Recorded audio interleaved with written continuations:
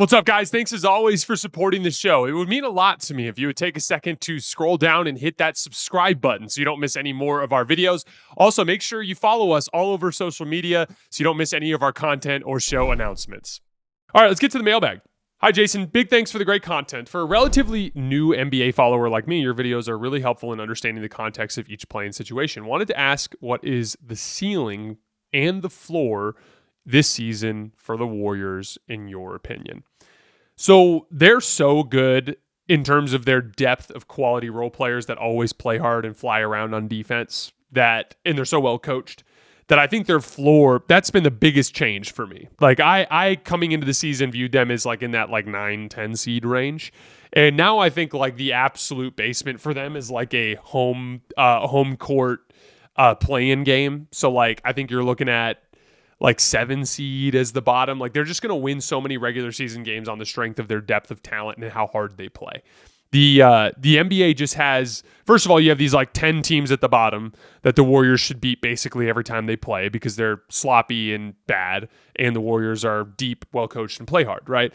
Then you have the next 20 teams, and there are a lot of serious teams, and they're like dead serious teams that are in that like top 5-6 group that are super sharp and that have lots of talent. And they're going to give the Warriors some issues. That's something I do believe because of their lack of firepower. But in that next 15 teams, there's a lot of teams like the Bucks, like the Lakers, like the Sixers. There's the Suns are kind of in this group too, where it's like they have some older veteran guys.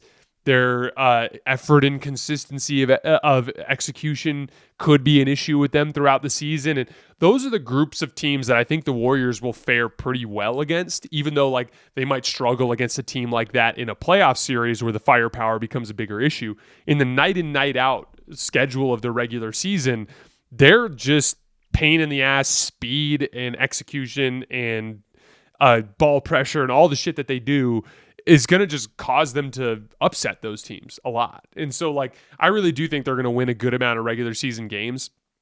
So I'd say I at this point, I would be surprised if the Warriors didn't finish above the play-in just simply because of that super, super high floor. But if I had to choose like their absolute floor with this group, if they made absolutely no trade, I think we're looking at like that 7-8 seed as the bottom. But I do believe that they'll finish above the play-in. As far as their ceiling goes, it's entirely dependent on whether or not they can make a trade. Like I know there is a segment of Warriors fans who disagrees with me about this and thinks that the Warriors are substantially better than their kind of like roster on paper looks. But like I'm of the opinion that if the Warriors ended up in, let's say, a 5 or a 6 seed, they had to go on the road and win a playoff series against one of the top 4 teams in the West, I don't think they could. So like I think this current roster kind of has a first round exit as a ceiling. But in order to reach their ultimate ceiling, it all comes down to what kind of player they can get back in a trade. And then 2, what level can Steph Curry get to this year? If Steph Curry can get to the level that he was at in 2022, or not, maybe not quite that high because I'm not sure he can get there anymore. But if he can get close, like if he can like legit play at a top 10 level all season, and you bring in a high-powered number 2, there's so much good in terms of the role players and the execution and the experience and the defensive ceiling with Draymond Green that I do think that there is a chance for them to get out of the Western Conference. And then again, like put a bunch of really scrappy defenders against Boston that can cover ground in space, and maybe Steph reaches a crazy level and he gets good contributions from his number 2. You have a puncher's chance there, right? But like in order to get there, they've got to have that ceiling, and that ceiling is dependent on Steph and who you get as the number 2. Next question: what archetype of player should Golden State target in a consolidation trade to take them over the top? Let's take a look at the strengths and weaknesses of the roster. Okay. They're super deep at guard, and they're deep on the wing, right? Like that is a position group where there's not really much opportunity for anybody to play anyway, right? They have plenty of athleticism. They have plenty of defense. The main position groups where they're a little weak is like at that like power forward spot for small ball groups, right? Like when Draymond's at center, it's like, okay, there's Kuminga, but like we have our question marks about Kuminga in high leverage situations against the best teams in the league. And then Kyle Anderson is like your other option there. And then when they go big, like do they have a big enough center? Do they have like a big enough center to actually give themselves an ability to hang with some of the huge front lines in the league. Teams like Denver, teams like Minnesota, teams like the Lakers, so on and so forth, right? So like it's like a backup center that is a legitimate big body that they can play, and then a forward that can score. And so that to me is what I would really be targeting, is a forward that can score the basketball from the perimeter. This is why I was so high on Lauri Markkanen for them over the summer. Like, I don't think you want another skill guard next to Steph, because then you run the trouble of, like, if I have Steph and another skill guard, I'm not super athletic in the backcourt anymore. I like those athletes that the Warriors are constantly playing at the 2 and 3. The 2 and 3 between Pods and Wiggins and DeAnthony Melton and Gary Payton, like all of those athletes that they have at the 2 and 3, you're golden. Ideally, you want a forward that can score the shit out of the basketball. There's a bunch of options there that could be available this year. We talk like Lauri Markkanen. I don't think he becomes available for trade until the deadline, but he's a potential option, even though you missed out on him this summer.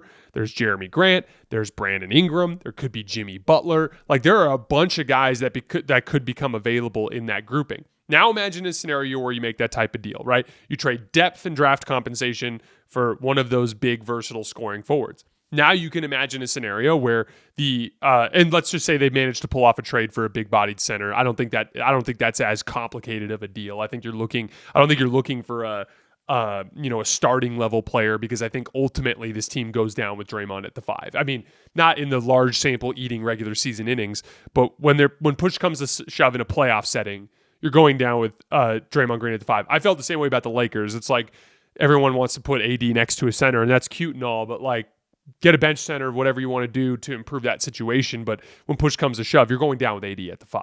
Like, you're playing you need speed. It's just the way the league is. You need speed. You need to cover ground. You need to play 5 out. You need to create space. So you can imagine a scenario. Let's say it's Steph Curry and whichever 2-guard Steve Kerr feels like playing in those high leverage situations, whether that's Brandon Podziemski, maybe that ends up being a Gary Payton, maybe that ends up being a DeAnthony Melton, right? Like, maybe that ends up being a Buddy Hield. But then 3, I think Andrew Wiggins kind of is just the ideal 3 for this team. He can score the ball, he can defend the other team's best player, can do all that stuff. Then you imagine Draymond Green at the 5, and then you have this big scoring forward. Basically, just imagine a better, more reliable veteran version, a grown man version of Jonathan Kuminga at the 4. That's where it gets exciting, because now as I look at that group, like, let's say that at the 2 we are looking at Brandon Podziemski and Andrew Wiggins at 2 and 3. I've got Brandon Podziemski and Andrew Wiggins can guard the other team's best 2 perimeter players, right? I've got Draymond Green anchoring things at the 5, and then Steph and whoever it is that you get at the 4 can bring the real offensive firepower piece. And then you've got this bench group that has Buddy Hield and DeAnthony Melton and Gary Payton, Moses Moody, Jonathan Kuminga, whoever it is that you have remaining after that trade, with Kevon Looney kind of anchoring that as like a bench center. You have all of that there, or whatever center you get back in that deal as Draymond's backup. There's all of this potential for like piecing together a useful bench group, because you're so damn deep and you have so many good basketball players that you can fit into that spot, right? And so like that to me is like the direction that I see this going, is like a forward that can really score the basketball. That I think is so important for this team. 1 is reliable backup scoring to Steph. 2, being able to actually generate offense against the best defenses, so you don't have that problem you had against the Clippers where you go up against another team that has a bunch of fast guards, and so suddenly their fast guards cancel out your fast guards and you're not able to generate shots, right? Like, a big scoring forward is a great counter to that, because then even if you run into a team like the Clippers that are doing a bunch of switching and they have a bunch of small guys, you have a guy you can dump the ball down to. Like, Ideally, it'd be Jonathan Kuminga in like 4 years. That would be like the perfect guy for that spot. But you don't have 4 years because Steph is getting older. And so again, I'm always looking at this through the context of like the reality that the Warriors have to make some attempts to try to contend with Steph. I know there's a kind of the schism that's happening with the Warriors fans, where there's like a segment of Warriors fans that's like, I would rather, kind of just stay status quo and try to make something work with the young players. Here's what I think is going to happen if you do that. You're going to be mediocre in the short term because you don't have enough firepower, and then you're going to be mediocre in the long term because none of these young players are superstars. A lot of them are good. I think Jonathan Kuminga can be a star. I think there's all-star potential there. Here's what Jonathan Kuminga is not. Jonathan Kuminga is not Anthony Edwards, Shai Gilgeous-Alexander, Giannis Antetokounmpo, Nikola Jokic, Luka Doncic. He is not going to be one of the very best players in the league. You are a reputable franchise in this league because you had one of those guys. You had Steph Curry for his entire career, and he won you 4 championships. He is the guy that gave you that potential. As soon as he's gone, that potential is gone.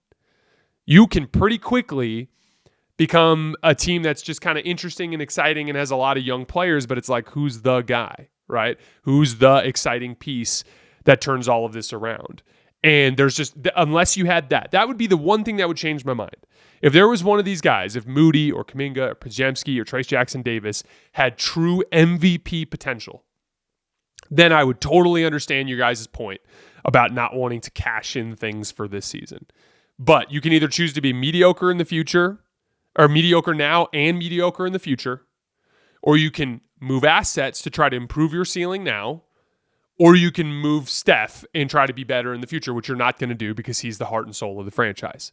So like mediocre now, mediocre in the future, or give up some of your future flexibility in asset trove to try to drive something that gives you a chance to contend with this group. That's kind of my outlook on the Warriors through the early part of the season. At this rate, would it surprise you if Ryan Dunn plays himself into the Suns starting lineup? Lineups with Dunn have a plus 16 net rating so far. It's early, but if he's making the long ball, he's exactly what they need. Their traditional starting 5 just seems to be too flawed. I think he should start. I don't think it's going to happen. And the main reason why it's not going to happen is this Tyus Jones thing, which there's a politics element. He took a discount basically to get a starting spot. I've been, from the beginning of this process, do not understand the Tyus Jones thing. Like, you're right. They struggled with ball pressure against Minnesota. You're right. There are times that Bradley Beal, Kevin Durant, and Devin Booker struggle to like get the defense in rotation and like just trust each other to play drive and kick basketball. Those things are true. But by far the biggest issue with this team is their like physical element, like their ability to win rock fights, their ability to handle just ugly basketball.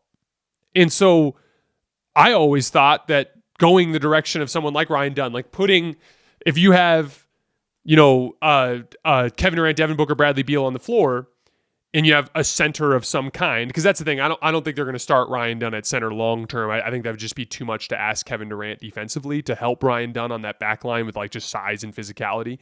But like I think we'll see some more small ball groups with Ryan Dunn and Tyus Jones both out there. But in terms of the starters, if it's going to be the 3 stars and a center, your options there are like put another guard out there, or put a big forward that does a bunch of dirty work and can shoot threes. And so like I totally would go that direction. I would just start Booker, Beal, KD, Ryan Dunn, and then whichever center's not currently soiling himself, like the Sun centers have been most of the year. I do think their centers will play better over time. Like Nurkic is just playing really shitty right now, but I think he'll be better than he has been.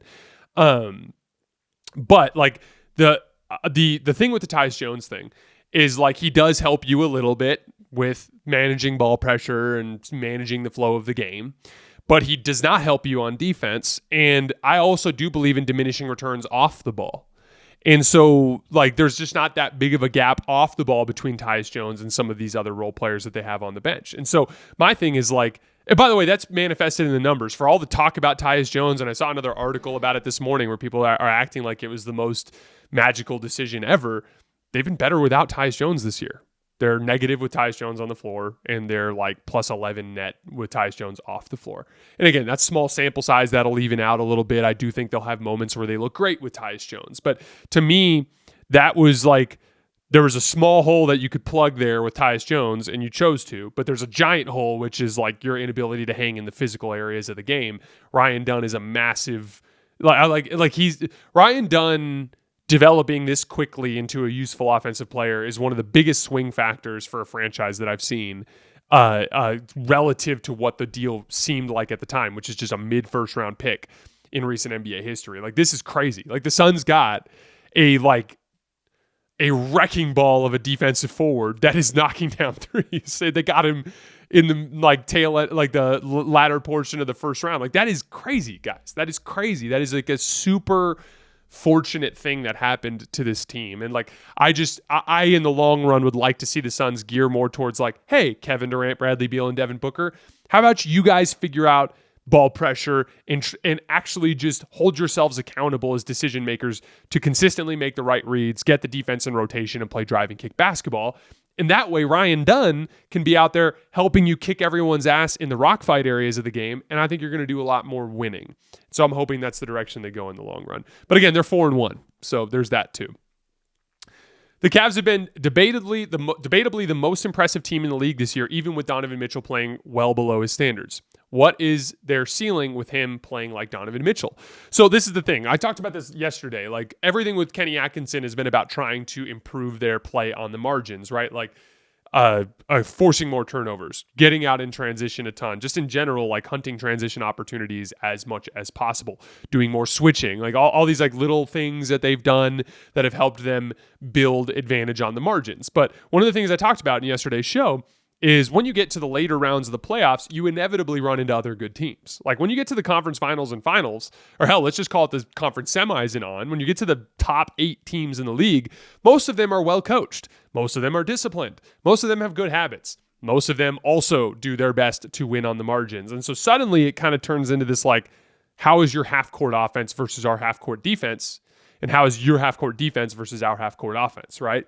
That is where Donovan Mitchell is the ultimate ceiling raiser, right? Like if you can get Donovan Mitchell playing at or near the superstar level, and then the modest improvements we've seen, like Darius Garland played one of his best games as a pro the other day against the Knicks. That's exciting. Evan Mobley is having a really interesting start to the offensive season, getting more on-ball reps. If you can piece all of that together into a higher quality half-court offense, that is where the ceiling lies for this Cleveland Cavaliers team. Why can't everyone just react to the career Wemby is having instead of reacting to the career they think Wemby is going to have? He's not anywhere close to the top 25 players in the league right now. Some of y'all are high on your own predictions. This is a confusing one to me. Victor Wembanyama just had a 25, 5, 5, 5, and 5 game last night, which I think has only been done a handful of times in the history of the NBA. It also had only been a handful of games, and over the tail end of last year, he was like literally awesome and turned a bad Spurs team into a net positive when he was on the floor over the tail end of the year. Like, I'm not going to just sit here and like rewrite the history of Victor Wembanyama over a bad week and a half. Like, yeah, I'm disappointed in how he's looked. Talked a bunch of shit this summer about no one works as hard as he does, and he came out playing like shit. It's not a good look. But it's been a week and a half. Let's give him some time, guys. It'll be, I would imagine that we're going to see a lot more of like what we saw last night from Victor Wembanyama in the long run. The anticipated Luka Shai Gilgeous-Alexander MVP race this year hasn't fully manifested itself yet. Have you noticed anything with either of them that's worth monitoring beyond shooting luck?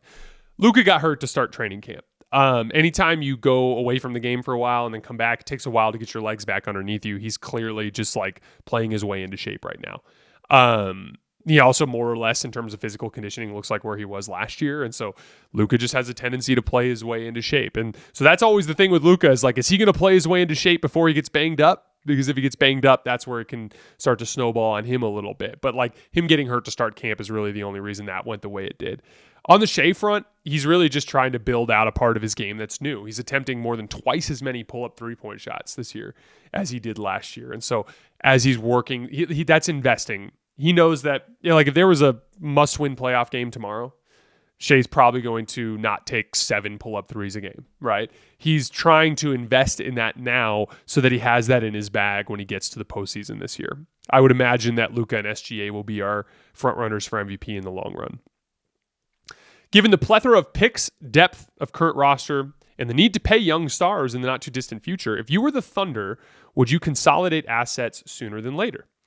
It's tough to rock a boat this sturdy, but they won't/can't play everybody. This is where you got to look at the difference between deadline deals and deals over the summer. You're right. If you make some sort of giant deal over the course of this season, that has the potential to rock the boat, so to speak, and mess with the rock-solid chemistry that this team has, right?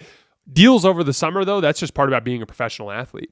And then no matter what happens, if guys come in and out of the door over the summer, you have the ability to, from the start of training camp, reestablish your culture and move on, which, by the way, they've done with Alex Caruso and Isaiah Hartenstein this year, right? So, like, the offseason is the best time to make deals, right? Here's the only thing that's tricky, though.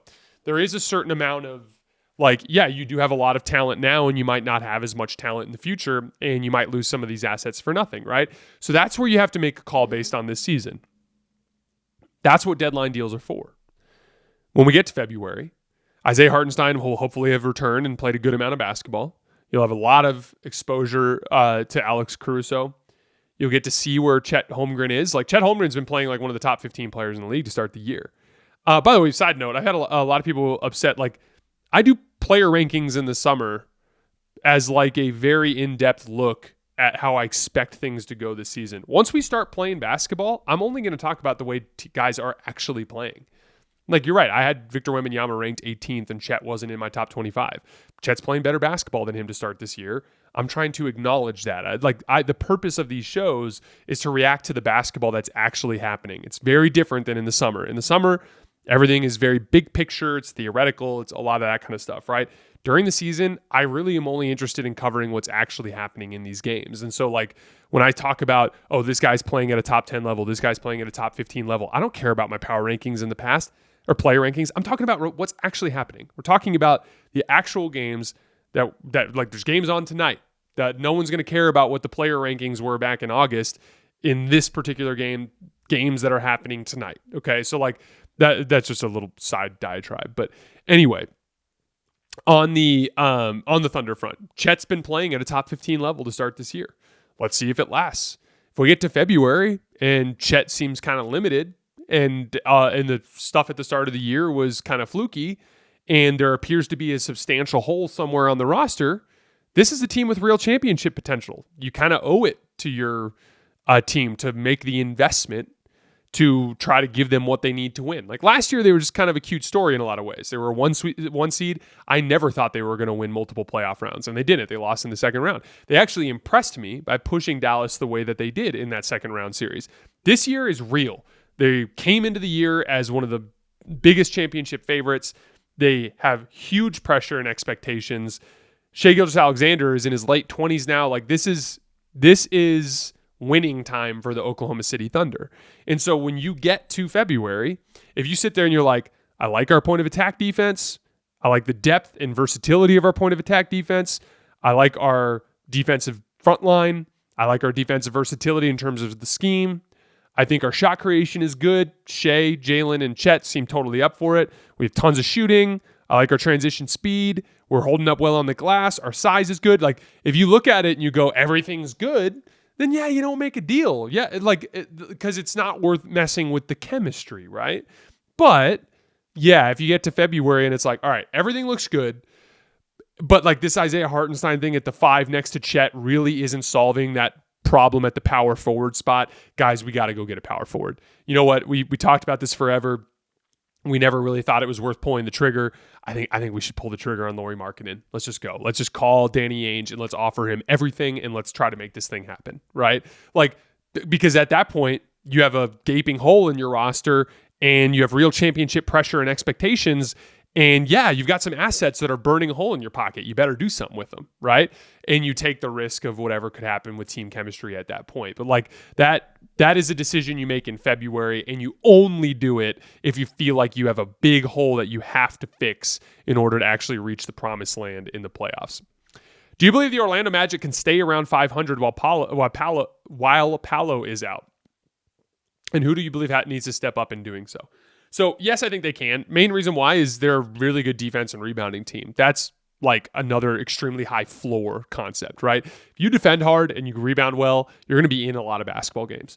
From there, it's just about the fact that you still have a high-level shot creator, in this case, Franz. Franz Wagner is the guy that's got to step up. If Franz Wagner can maintain the high offensive floor, which, by the way, he's been shooting the ball really well to start this year. He's such a gifted playmaker at the forward spot. If Franz can be a decent offensive engine and you defend well and you rebound well, you got a chance to stay around 500 in that Eastern Conference schedule. Should we have seen this coming with the Bucks? They were a mess since the Doc hiring, and with their effort this year, it seems more like a continuation rather than a new issue. Is this core really lost and needing a change, or is this something that can be rectified by playing more? I didn't see this bad of a start this year, but like I did talk a lot this summer about how the Bucks were below 50 wins last year in a weak Eastern Conference, despite the fact that Dame and Giannis both played 73 games. And there was a good segment of Bucks fans that were like all over my case about that because, we're going to big bounce back year. We're going to win 50-something games. We're a top-tier championship contender. And I just was like, if you would have won more with Dame and Giannis last year than you did. And I'm not talking about like, they should have won 60 games last year, but they didn't even get to 50. Like, I would have been more on board with that if they were like a 53, 54 win team last year. And you're like, okay, we're a 53, 54 win team. We're adding in another training camp with Dame. Dame's in a better place emotionally and mentally. We made these roster upgrades. Let's go do it. I was kind of under the impression that they would be more or less the same team that they were last year, which is a mediocre regular season team that has somewhat of a high playoff ceiling because of Dame and Giannis. They've been worse than that to start this year, but most of that comes down to they're shooting the ball like shit. And as they're shooting the ball like shit, it's exacerbating their transition defense issues, and it's manifesting in a lot of bad body language, and the vibes are really bad. So, like, I think it's way too early to completely write the Bucks off because they might just start making shots, and that might just snowball into a bunch of good for them. But right now, definitely a bad look. But I will say I didn't understand any of the Bucks fans that had really high expectations for this particular team. I just didn't see where they were getting that sense of optimism from. Do you think that Lakers might have a legitimate chance to go to the finals this season, or at least the second round of the playoffs? I don't think they have any chance to go to the finals as currently constructed. They just are too slow on the perimeter. This is a big thing that I've been talking about for years now. Like, your ability to move and cover ground on the perimeter is one of the most important parts of the game, right? Like, that's how you guard. That's how you pressure the ball. That's how you chase shooters around. That's how you get up and down the floor in transition. That's how you generate dribble penetration, which is one of the big sources of wide open three-point looks. Like perimeter athleticism is one of the most important elements of modern NBA basketball, and the Lakers just don't have any.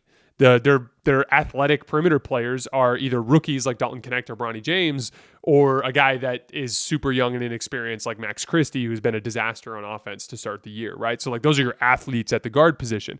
The Lakers are actually really strong in so many ways on their roster. They're huge. The Rui, LeBron, AD front line is awesome. They're excellent at scoring in the paint. Big shout out to LeBron James and Anthony Davis there. Their defensive front line, when they need to be, is really good. When LeBron is engaged and flying around, when Rui is engaged, when AD is being AD, their defensive front line is great. I think they have plenty of shooting. I think they have plenty of ball handling. I think they have plenty of playmaking talent. They have all of those boxes checked, and then they just have like an empty box for perimeter athleticism. And it's just like a death sentence for this particular team. And that's why I keep talking about them needing to upgrade that D'Angelo Russell spot into an athletic guard. As far as their ceiling goes, that's really that's the first piece. Got to do something to upgrade the perimeter athleticism. After that, it's like LeBron and AD, right? Like, can LeBron get, if you can do that, if you can bring in a real athlete at the two for D'Lo, and you get the same LeBron you got last year in the playoffs, and you get the same Anthony Davis you got last year in the playoffs, and to start this year, and you have JJ Redick adding that focus and attention to detail over the course of the season so that they establish championship habits.